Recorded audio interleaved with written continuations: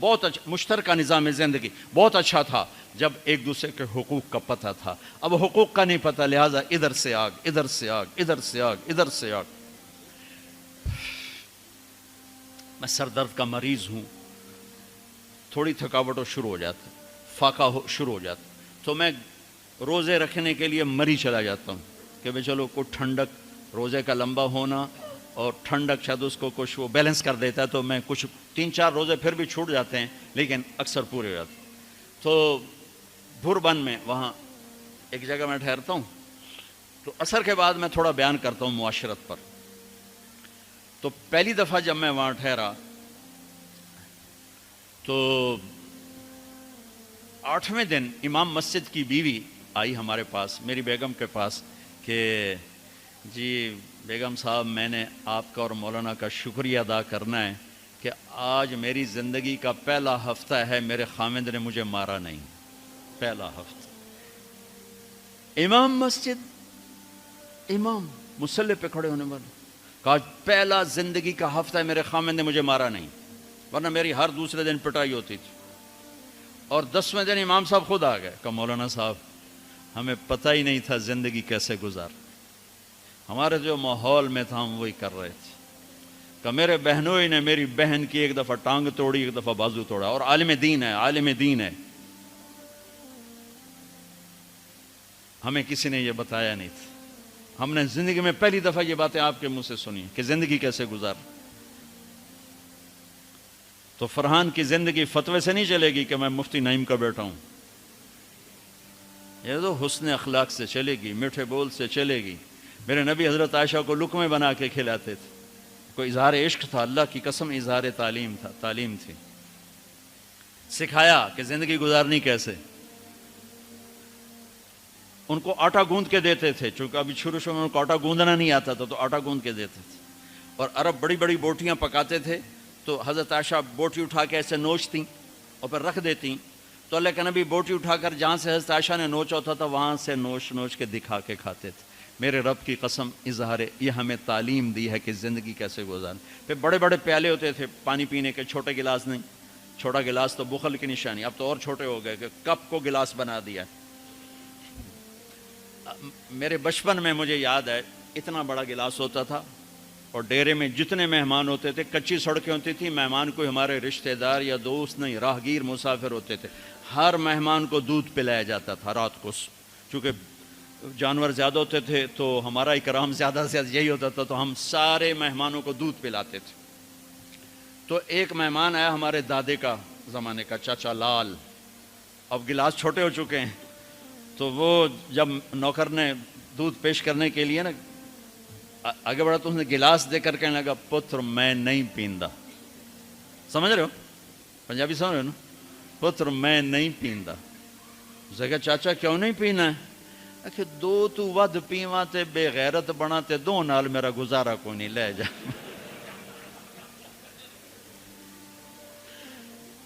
تو بخل کا زمانہ آ گیا، چھوٹی چھوٹی گلاسیں آ گئی. تو بڑے بڑے گلاس ہوتے تھے، تو ہم عائشہ رضی اللہ عنہا پانی پی رہے ہیں، رکھ دیا. میرے نبی اٹھا کر جہاں حضرت عائشہ کے ہونٹ لگے ہوتے تھے وہاں ہونٹ رکھ کے پانی پیتے تھے. صرف تعلیم. جس ہستی نے اللہ کو آنکھوں سے دیکھ لیا ہو اس کو کسی چیز کی رغبت ہو سکتی ہے؟ جنت بھول جائے گی جب اللہ اپنا دیدار کرائیں گے، اب پردہ پوشی فرمائیں گے تو کہیں گے یا اللہ جنت نہیں چاہیے، تو چاہیے، بس تجھے دیکھتے رہیں، بیٹھے رہیں تصور جانا کیے ہوئے از لذت دیدارش، خسرو چتواں گفتن سر دادن و جان دادن نادیدہ رخ یارے. امیر خسرو کہہ رہے ہیں کہ یا اللہ بن دیکھے تیرے لیے لوگ سولیوں پہ چڑھ گئے، اوروں سے چر گئے، چھروں سے کٹ گئے. بن دیکھے تیرے عشق میں جب تجھے دیکھیں گے تو کیا حال ہوگا. از لذت دیدارش خسرو چتواں گفتن سر دادن و جان دادن نادیدہ رخ یار. تو جس ہستی نے اللہ کو دیکھا ہو ان کے لیے عورتوں کی کیا رغبت ہے. یہ صرف سکھانا. ایک حدیث سنا دے، ما تزوجت وما زوجت الا بوحی من السماء نزل به جبریل. لوگوں میں نے جہاں شادی کی، میں نے جہاں بیٹی دی، پہلے آسمان سے وحی آئی پھر میں نے قدم اٹھایا. اللہ کی قسم ہمیں سکھانے کے لیے تھا، ہمیں سکھانے کے لیے۔ ہاں سفر سے واپسی ہو رہی ہے، ٹھیک ہے، آپ نے صحابہ سے کہا چلو بھائی تیز ہو جاؤ، وہ سارے تیز ہو گئے، یہاں تک کے نظروں سے غائب ہو گئے، ٹھیک۔ تو اب کون رہ گئے؟ اما عائشہ اور میرے نبی۔ تو اما عائشہ نہیں، میرے نبی نے کہا عائشہ دوڑ لگائیں، دوڑ لگائیں، لگائیں۔ اللہ اکبر، مفتی نعیم کا اتنا بڑا پیٹ، یہ دوڑ لگائے گا بیگم کے ساتھ؟ اور مولا منظور مینگل کا اس سے بھی بڑا ہو گیا، یہ لگائیں گے؟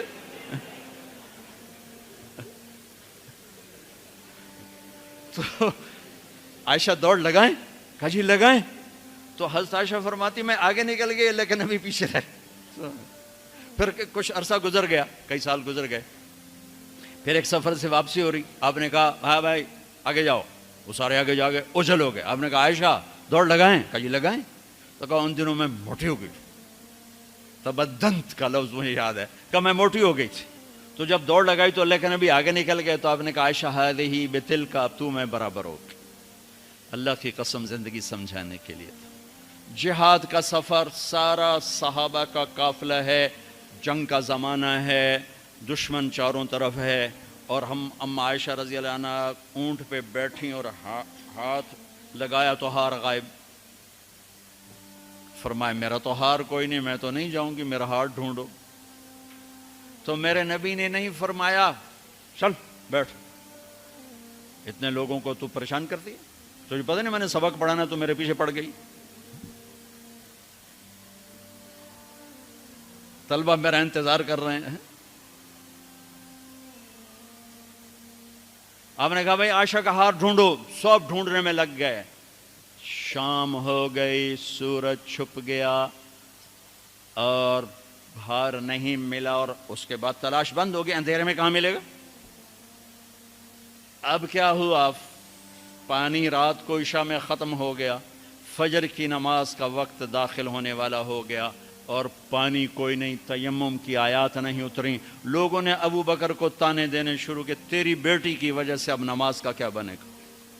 ابو بکر غصے میں آئے اما عائشہ کے خیمے میں، تو اللہ کے نبی گود میں سر رکھے سو رہے تھے۔ اب آپ تو باپ تھے، تو آ کر اب بول تو سکتے نہیں، اور چہرے سے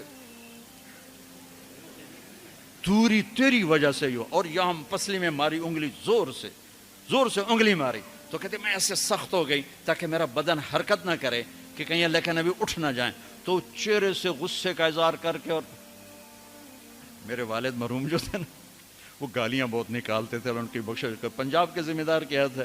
جب میں تبلیغ میں لگ گیا تو اب وہ عادت مجھ سے شرماتے تھے، تو جب میں ہوتا تھا نا تو نوکر کو بلا کر اس کو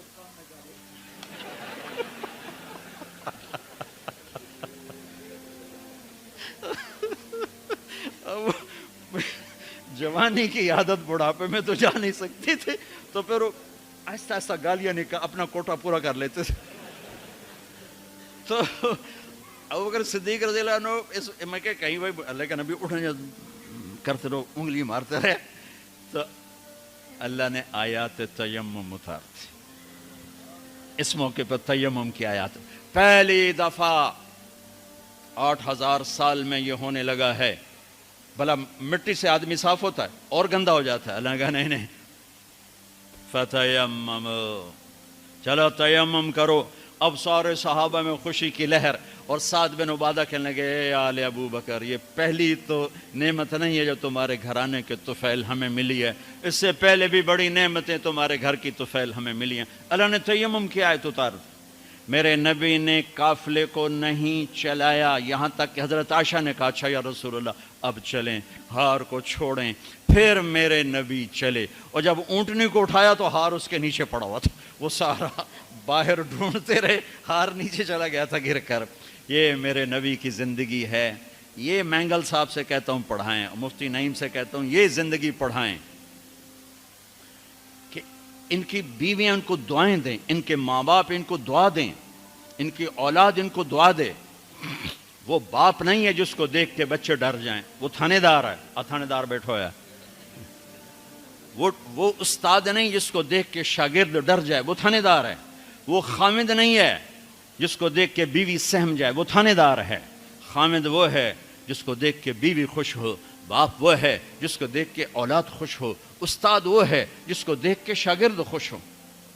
اپنے مصنوعی روب جمانا کہ استاد کی ہیبت ہونی چاہیے، ارے ہیبت، محبت ہونی چاہیے، محبت سے علم منتقل ہوتا ہے، ہیبت سے نہیں ہوتا، محبت سے جا کر فریکوینسی ملتی ہے، کال ملتی ہے اور پھر جذبات منتقل ہوتے ہیں۔ تم ہیبت بٹھانے کے چکر میں